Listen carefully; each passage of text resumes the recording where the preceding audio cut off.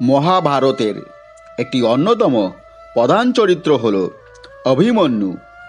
অভিমন্যু নামের অভিজ্ঞতার অর্থ হল অত্যাধিক এবং মুন্ন্য কথার অর্থ হল ক্রোধ। সুতরাং অভিমন্যু কথার অর্থ দাঁড়ায় যে ক্রোধিত পুরুষ।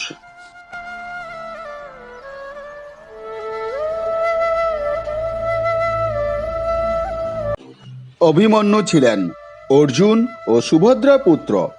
শৌর্যে বীর্যে তিনি ছিলেন তার পিতা অর্জুন এবং পিতামহ ইন্দ্রের সমতুল্য। তিনি ছিলেন ভগবান শ্রীকৃষ্ণের ভাগিনেয় এবং মৎস্য রাজকন্যা উত্তরার স্বামী।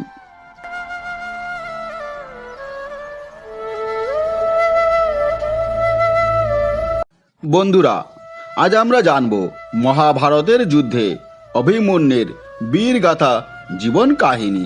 তার আগে হ্যাঁ বন্ধুরা, যারা আমার চ্যানেলে নতুন তারা অবশ্যই চ্যানেলটি সাবস্ক্রাইব করবেন, যাতে নতুন কোনো ভিডিও আপলোড হলে সঙ্গে সঙ্গে আপনাদের কাছে তার নোটিফিকেশন পৌঁছে যায়।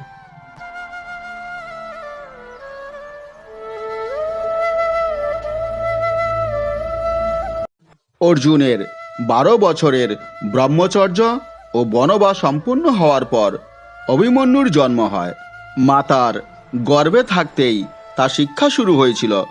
গর্ভাবস্থায় সুভদ্রা অর্জুনের নিকট চক্রব্যূহে প্রবেশের প্রণালী শুনতে শুনতে ঘুমিয়ে পড়ায় অভিমন্যু কেবল চক্রব্যূহে প্রবেশ করতে জানতেন, বেরোতে জানতেন না।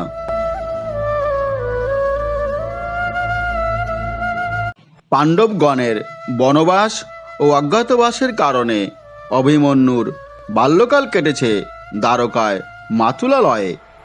সেখানে কৃষ্ণ ও বলরামের অভিভাবকত্বে তিনি কৃষ্ণপুত্র প্রদ্যুম্ন এবং যাদববীর কৃতবর্মা ও সাত্যকীর নিকট অস্ত্রশিক্ষা গ্রহণ করেন।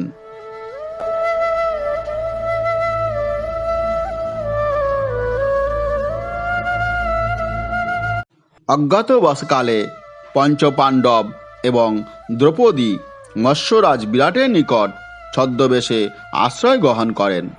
13 বৎসর সম্পূর্ণ হওয়ার পর তারা আত্মপ্রকাশ করলে বিরাটের কন্যা উত্তরার সঙ্গে অর্জুনের বিবাহের প্রস্তাব দেওয়া হয়।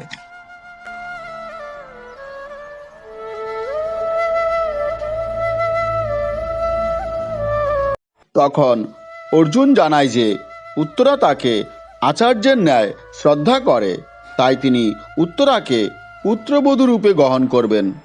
তার পুত্র অভিমন্যুই মৎস্যরাজের জামাতা হওয়ার উপযুক্ত। এরপর উপপ্লব্য নগরীতে অভিমন্যু ও উত্তরার বিবাহ সম্পন্ন হয়। এদের যে পুত্র হয় তার নাম রাখা হয় পরীক্ষিত।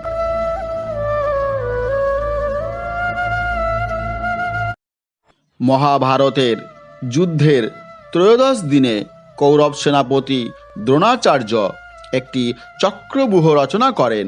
এই ব্যূহ ভেদের কৌশল মাত্র 4 জনে জানা ছিলেন। এরা হলেন কৃষ্ণ, প্রদ্যুম্ন, অর্জুন আর অভিমন্যু।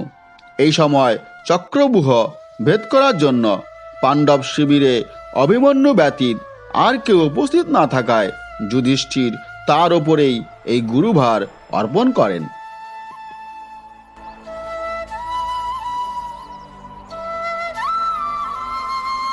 এরপর অভিমন্যু যুদ্ধে অবতীর্ণ হন এবং চক্রব্যূহ ভেদ করে কৌরব সেনার মধ্যে উপস্থিত হন।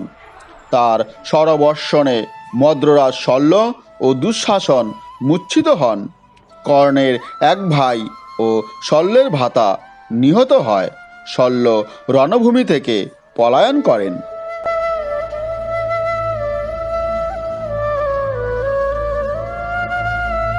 কুরু সৈন্য বেষ্টিত অভিমন্যু একাকী যুদ্ধ করতে থাকেন। কৌরব সেনারা ছত্রভঙ্গ হয়, যোদ্ধারা পালাতে থাকে। শল্যের পুত্র দুর্যোধনের পুত্র লক্ষণ, কৌশলরাজ বৃহৎবল তার বাণে মারা যায়।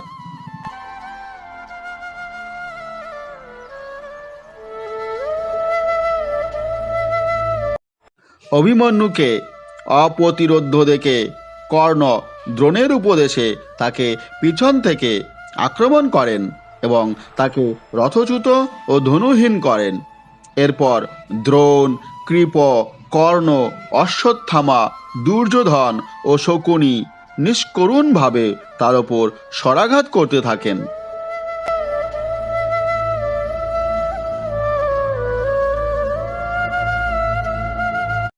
অভিমন্যু খড়গ, চক্র, গদা এমনকি রথের চাকা দিয়ে আত্মরক্ষার চেষ্টা করে ব্যর্থ হন। এই সময় দুঃশাসনের পুত্র তার মাথায় গদাঘাত করেন, ফলে বালক অভিমন্যুর প্রাণশূন্য দেহ ভূপতিত হয়।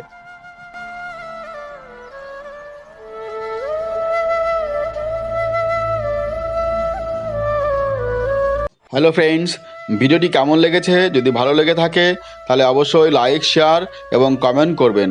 আপনাদের মন্তব্যগুলি আমাকে আরও নতুন নতুন ভিডিও তৈরি করতে অনুপ্রেরণা যোগায়।